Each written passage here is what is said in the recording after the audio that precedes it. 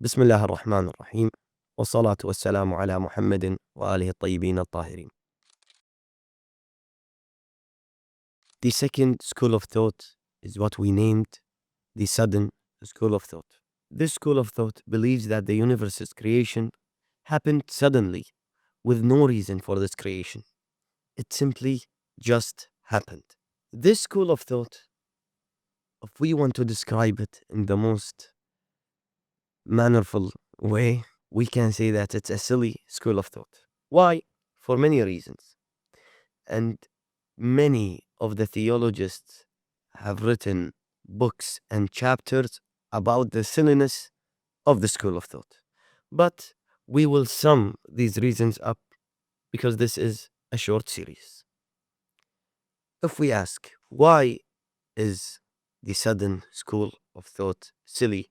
We answer that it's silly because everything in the universe, when we think about it, it doesn't have a sudden change that is too powerful that it changes the reality of the entity.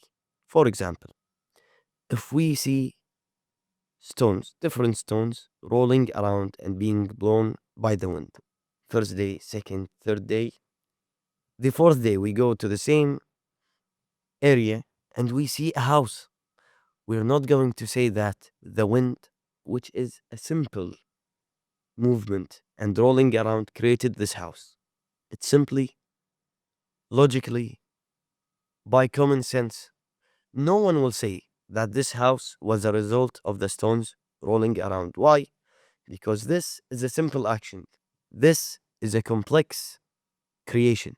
So these complex creations cannot be found by simple or sudden movement or sudden changes.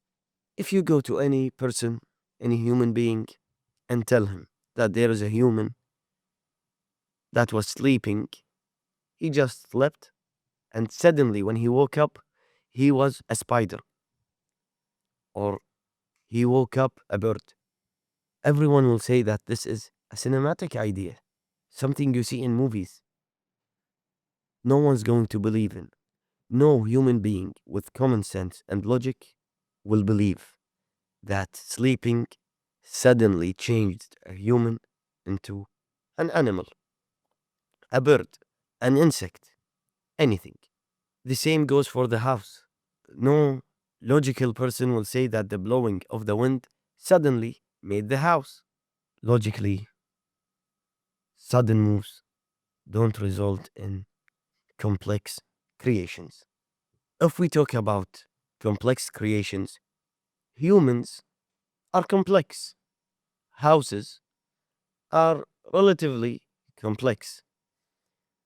Phones, computers are all complex entities. There is something that is more complex than these entities that we spoke about. It is the universe. This complex world around us, from solar systems, suns, moons, stars, everything around us from space, black holes, everything is very complex that logically you can't say that it just happened. And when it happened, it happened in an intelligent way. And this intelligent creation, this complex intelligent creation with exact rules of movements and heat, cold, and everything around us came suddenly. And this sudden change is just going on and on and on with nothing affecting it. That is something that logically we can't believe in. Yes, scientifically, we can say that the universe was created in, let's say, a Big Bang. Someone theoretically could believe or can believe in the Big Bang.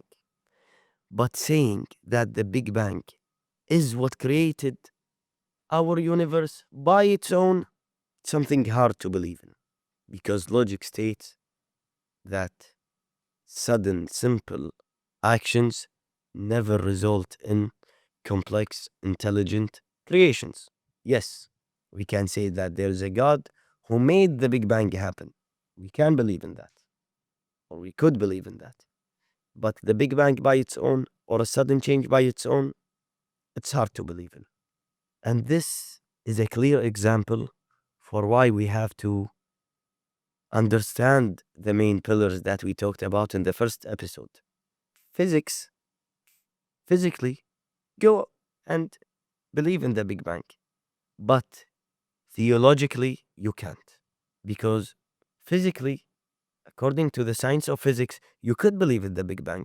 But theologically, you can't say that the Big Bang is the only creation, is the main creator, or it's the sudden change that happened that resulted in the creation of this intelligent and complex universe.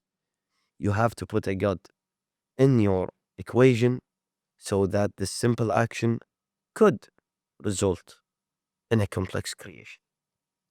Another example for why these sudden changes cannot result in complex creations is that if someone was walking in the desert, while he's walking, he sees camel hooves, and these camel hooves end with an, let's say, a division, a mathematical equation that includes division.